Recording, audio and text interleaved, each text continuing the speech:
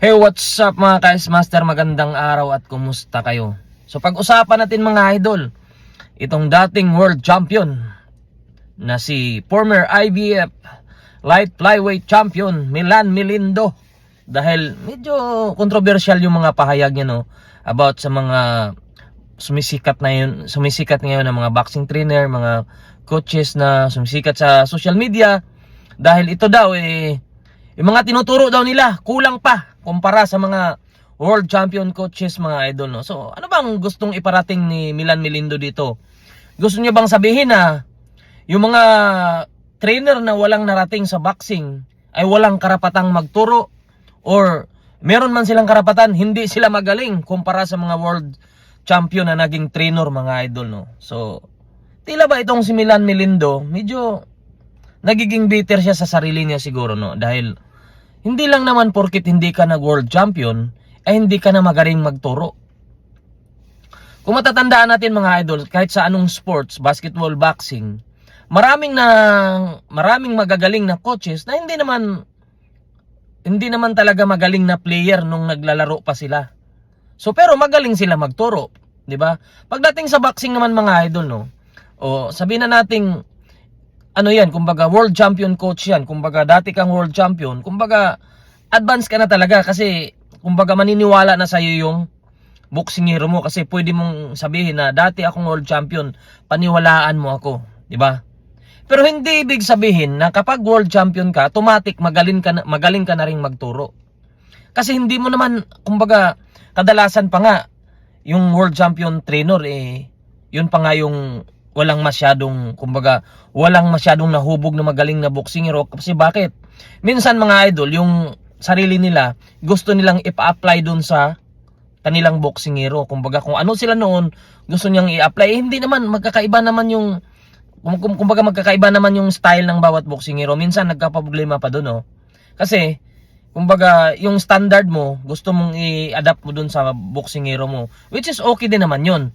Pero hindi naman lahat ng boksingero kayang gawin yung mga kung ano yung style mo dati.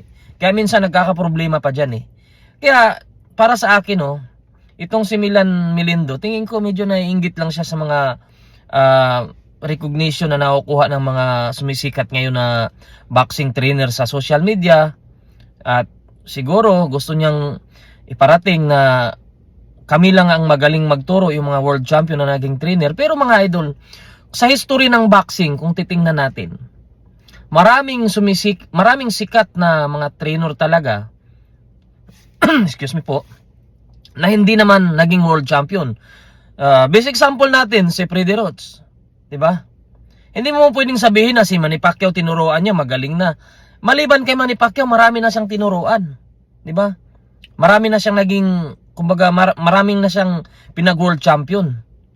Marvin Sumudyo, 'di ba? Marvin Sumudyo, nag-iisang Pilipino yan na Hall of Fame sa Amerika mga idol pagdating sa pagko-coach, pagti-trainer ng boxing. Sa Mexico naman si Nacho Bernstein, dating trainer ni Marquez, Ricardo Lopez, marami na siyang hinubog na world champion. Pero yung mga yan, hindi naman naging world champion yan sa boxing. Siguro isa lang ay yung talagang grandstanding sa pagiging trainer na world champion na nakilala ko, So comment down below kung meron pa kayong kilala dyan.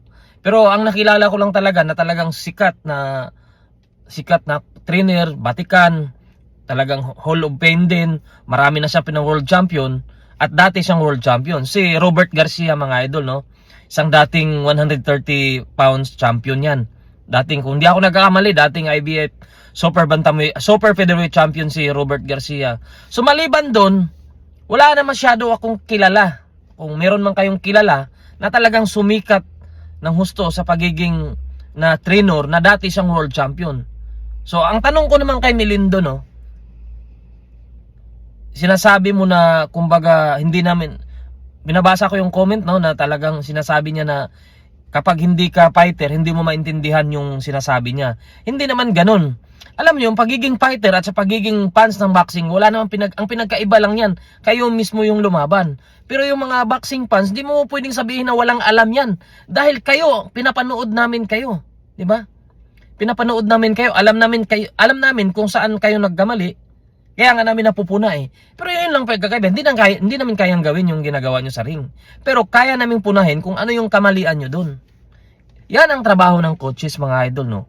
Hindi man sila magaling na fighter, pero nakikita nila yung estratehiya na pwedeng gawin nila at pwede nilang ituro.